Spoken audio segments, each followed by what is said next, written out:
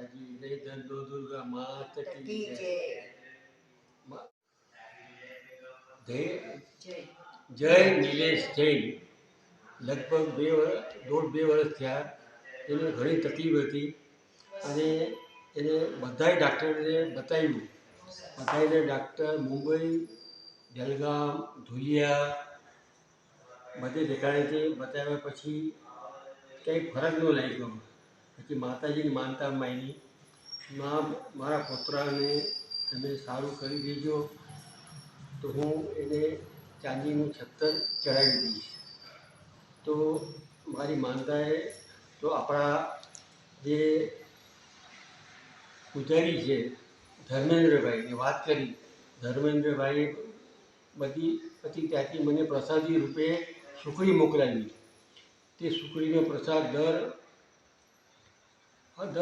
અઠવાડિયે હું ખવડાવતો.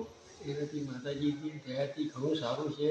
અત્યારે એકદમ સુખરૂપ છે, સરસ છે, તંદુરસ્ત છે. નકર લગભગ 1.5 મહિનાથી એને અનાજ મૂકી દીધું. ખાલી લિક્વિડ પર ચાલુ હતી, લિક્વિડ.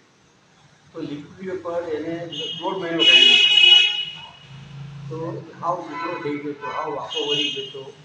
તો માતાજી ઘણું સારું કર્યું છે. ભવાની માતાજી આપણા નવદુર્ગામાં એ ઘણું સારું કરી દીધું છે.